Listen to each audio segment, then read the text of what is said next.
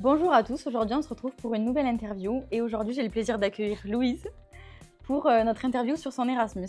Bonjour Louise. Bonjour. Est-ce que tu peux te présenter rapidement s'il te plaît? Oui, alors moi c'est Louise, je suis à l'ISCOM Toulouse depuis 3 ans et là je vais rentrer en 4e année. Ok, super. Qu'est-ce qui t'a donné envie de participer au programme Erasmus? Alors j'ai préféré partir en Erasmus parce que je voulais vraiment profiter de ces 6 mois pour apprendre une nouvelle langue et découvrir une nouvelle culture. Ok, génial. Ça t'a servi au moins? Oui. Super. Pourquoi tu as choisi de partir en Angleterre pour ton Erasmus?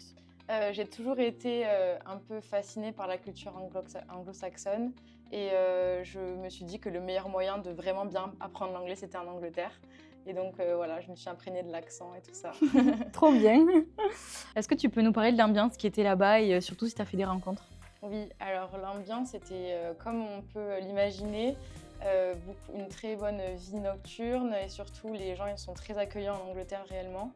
Et les rencontres, alors j'ai rencontré des Anglais, mais j'ai aussi rencontré des gens du programme Erasmus, que ce soit des gens de l'ISCOM ou même des gens de l'Europe entière. Ça a été vraiment des très bonnes rencontres pour moi. Tu es toujours en contact avec eux actuellement? Oui, tout à fait, on va sûrement se voir en France. Oh, trop cool.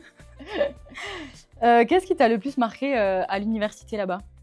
Je dirais leur système de fonctionnement universitaire.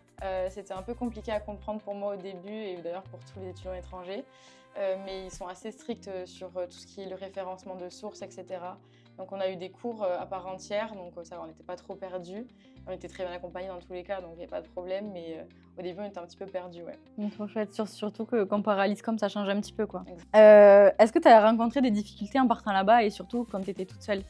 J'ai un peu galéré. Alors le fait de partir seule, bien sûr, c'est un peu vertigineux. Mais surtout, les procédures avant de partir, même si les universités m'ont beaucoup aidée, que ce soit ici ou là-bas, c'est plus dans l'Europe, donc c'est un peu dur sur tout ce qui est visa, etc. Et les papiers pour passer la frontière, donc ça m'avait un peu stressée. Ok, parce qu'au final, tu es restée combien de temps? Je suis restée 4 mois et demi. Ah oui. Donc finalement, il n'y avait pas besoin de visa, mais j'avais besoin de papiers particuliers et voilà, donc j'avais peur de me faire arrêter à la douane, quoi. Ouais, tu m'étonnes. C'est quoi la différence que tu as pu remarquer au niveau culturel entre la France et l'Angleterre? Alors on va dire le cliché, c'est la nourriture.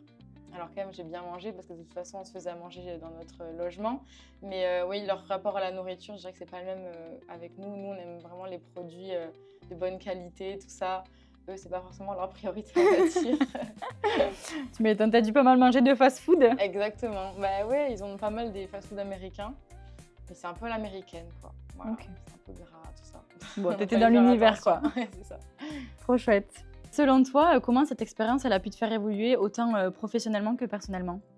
Alors, en termes du côté perso, on va dire, c'est plus quelque chose pour se dépasser, ne plus avoir peur de quitter sa famille, de partir à l'étranger et surtout de demander, oser demander, ça c'est un vrai truc que je conseille.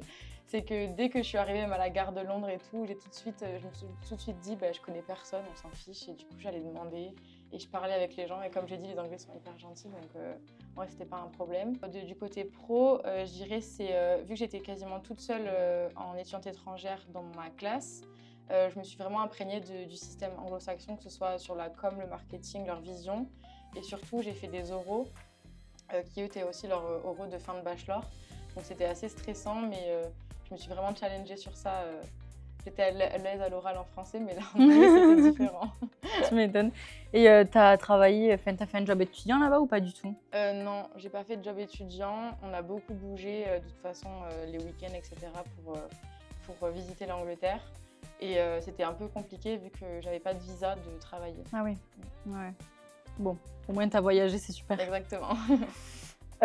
Quelle est la leçon que tu peux retenir de ton semestre?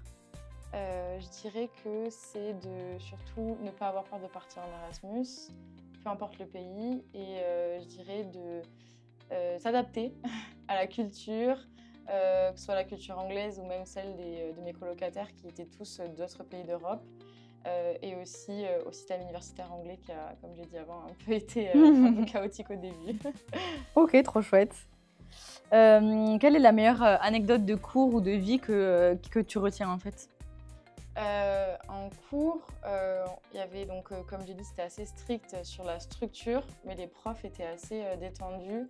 Et on avait une jeune prof qui nous faisait écouter des musiques de nouvelle génération Trop chaque chouette. fois qu'on bossait en groupe, etc. pour motiver les troupes. Donc ça, c'était un truc qui nous a marqué la première fois avec l'autre française de l'ISCOM. On était un peu impressionnés. Et sinon, personnellement, notre premier jour où j'ai rencontré mes colocs, vraiment le premier jour où je suis arrivée en Angleterre dans mon logement, le soir, on a voulu aller visiter un peu la ville et aller au restaurant et voir la mer, parce que c'est quand même au bord de la mer. Ouais. Il y avait une énorme tempête, il y avait tellement de vent qu'on n'arrivait pas à marcher. Oh, Et on s'est toujours dit que ça nous a bien donné le ton du climat anglais, en tout cas du cliché qu'on en avait, et que voilà, il fallait bien s'accrocher en tout cas. ouais, tu m'étonnes, purée. De ton point de vue, est-ce que cette expérience elle rend ton profil plus intéressant et si oui, du coup, pour quelle raison? Alors je vais te dire que oui, forcément, parce que c'est un choix que j'ai fait, parce que notamment on est mis quand même à rude épreuve, on sort de notre zone de confort. Et c'est quelque chose que je pense les recruteurs, par exemple, quand ils voient ça sur notre CV, peuvent s'en rendre compte. Mais aussi, ça nous aide à avoir d'autres points de vue. Par exemple, moi, je parle du monde de la communication anglo-saxon. Ça m'a donné une autre vision de notre futur métier.